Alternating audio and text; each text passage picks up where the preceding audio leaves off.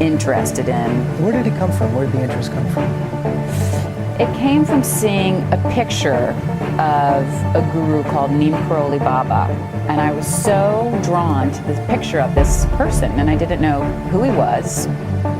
I went and I saw one of my mentors, Steve Jobs, and he told me that in order to reconnect with what I believed as the mission of the company, I should visit this temple that he had gone to in India. Yeah, Steve Jobs came here in 1974 looking for enlightenment from a guru named Neem Karoli Baba, but the Baba had died 3 months prior.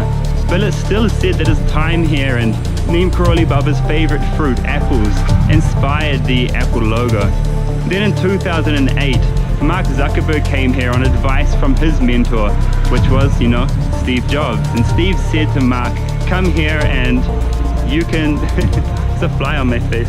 दोस्तों, क्या आपको सन 1970 की एक ऐसी सच्ची घटना के बारे में पता है जिसने दुनिया के most famous scientist and businessman को हैरान करके रख दिया था। ये सच्ची घटना ही नहीं बल्कि एक ऐसा अलौकिक चमत्कार था जिसके कारण बहुत सारे फेमस अमेरिकन्स सनातन धर्म अपनाने के लिए मजबूर हो गए थे। तो दोस्तों, मैं बात कर रहा हूँ भारत के महान संत और भगवान हनुमान के अवतार नीम करोली बाबा के एक ऐसे अलौकिक चमत्कार के बारे में जिसने अमेरिका के एक आम नागरिक को WHO यानी वर्ल्ड हेल्थ ऑर्गेनाइजेशन का फेमस साइंटिस्ट बना दिया। और WHO में इस साइंटिस्ट के महान योगदान के कारण उस समय दुनिया के करोड़ों अरबों लोगों की जान बच पाई थी। और दोस्तों, अमेरिका का ये साइंटिस्ट आज भी जिंदा है, जिनकी उम्र 78 साल के करीब है, जो अपने बहुत सारे इंटरव्यूज और टेड टॉक्स में महान संत नीम करोली बाबा और भगवान हनुमान के इस अलौकिक चमत्कार के बारे में गर्व से दुनिया के लाखों करोड़ों लोगों को बता चुके हैं, जिनकी सच्ची घटना के बारे में जानकर आपके भी रोंगटे खड़े हो जाएंगे।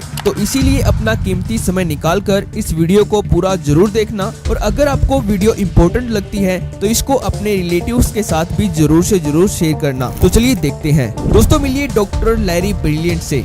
हिंदू नाम सुब्रमण्यम, एक most famous American epidemic scientist और नीम करोली बाबा और भगवान हनुमान के सच्चे भक्त, जिसने चेचक की महामारी को रोकने के लिए सन 1973 से लेकर सन 1976 तक वर्ल्ड हेल्थ ऑर्गेनाइजेशन में एक साइंटिस्ट के रूप में काम करके अपना बेहतरीन योगदान दिया था, जिसके कारण चेचक की महामारी से मर रहे करोड़ों अरबों लोगों की जानें बच पाई थी। पर दोस्तों, शायद ही आपको पता होगा कि लैरी ब्रिलियंट का दुनिया की सबसे बड़ी हेल्थ ऑर्गेनाइजेशन में एक साइंटिस्ट के रूप में स्मॉल पॉक्स के वायरस पर रिसर्च करना बिल्कुल भी पॉसिबल नहीं था। इनका यहाँ तक पहुँचने का पूरा श्रेय जाता है महान संत नीम करोली बाबा को, जो साक्षात भगवान हनुमान के अवतार थे। दोस्तों, कहानी की शुरुआत होती है सन 1970 में, जब लैरी ब्रिलियंट नीम करोली बाबा की महिमा को सुनकर बाबा से संन्यास लेने के लिए अमेरिका से उत्तराखंड के कैंची धाम चला आता है। लैरी ब्रिलियंट बाबा की महिमा और चमत्कारों से इतने ज्यादा प्रभावित थे कि वे बाबा से दूर होना ही नहीं चाहते थे, बस संन्यास अपनाकर बाबा की शरण में ही रहना चाहते थे।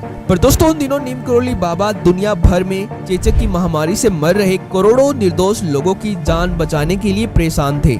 इसीलिए बाबा ने पहले से ही अपने अलौकिक ध्यान से लैरी में छुपी चेचक की महामारी का इलाज खोजने की अद्भुत योग्यता को पहचान लिया था। पर लैरी को अपने आप पर यह बिल्कुल भी विश्वास नहीं था कि वो ये काम कर सकते हैं। इसलिए लैरी बार बार बाबा से बोलते रहते थे कि बाबा, मैं इस काम को नहीं कर पाऊंगा। पर बाबा भी बार बार लैरी ब्रिलियंट को ये आदेश देते कि वे WHO यानी वर्ल्ड हेल्थ ऑर्गेनाइजेशन जाए और वहाँ पर वैज्ञानिकों के साथ मिलकर चेचक महामारी का इलाज खोजें। और बाबा ने लैरी को ये विश्वास दिलाया कि लैरी बेझिझक इस काम को कर सकते हैं। अपने आप पर बिल्कुल भी संकोच न करें और WHO जाकर मानव जाति को बचाने के लिए इस काम को करें। उस समय बाबा ने लैरी को एक हिंदू नाम सुब्रमण्यम दिया और इनकी पत्नी को गिरिजा नाम दिया। इसके बाद बाबा के आदेश पर लैरी WHO में गए और वहाँ पर एक मेडिकल ऑफिसर की पोस्ट पर नियुक्त हुए, जिससे लैरी बाबा के इस चमत्कार से काफी ज्यादा हैरान थे, क्योंकि लैरी को ये बिल्कुल भी विश्वास नहीं था कि वे WHO में सिलेक्ट हो जाएंगे।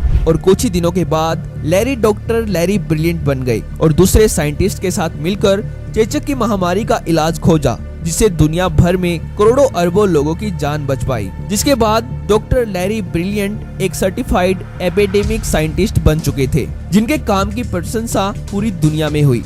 और लैरी ने अपने आप पर बीते इस चमत्कार को पूरी दुनिया के वैज्ञानिकों के साथ साझा किया, जिसको सुनकर हर कोई हैरान रह जाता। और दोस्तों, मेरे द्वारा बताई गई इन सारी बातों को भी आप लैरी के विकिपीडिया पेज के करियर सेक्शन में भी साफ साफ पढ़ सकते हो। और नीम करोली बाबा के चमत्कारों के बारे में लैरी ने रामदास के द्वारा लिखी गई किताब miracle of love stories of Neem Karoli Baba में भी बताया है। और इनके अलावा भी लैरी ने बहुत सारे टेड टॉक्स में बाबा के इस चमत्कार के बारे में गर्व से बताया है और खुलेआम अपनी सक्सेस का सारा क्रेडिट नीम करोली बाबा को दिया है, जिसको आप टेड टॉक्स के इस वीडियो में भी देख सकते हो। Studied with a wise man, our guru Neem Karoli Baba, who then told me to get rid of the dress, put on a three-piece suit, go join the United Nations as a diplomat, and work for the World Health Organization. And he made an outrageous prediction that smallpox would be eradicated, and this was God's gift to humanity because of the hard work of dedicated scientists. And that prediction came true, and this little girl is Rahima Banu.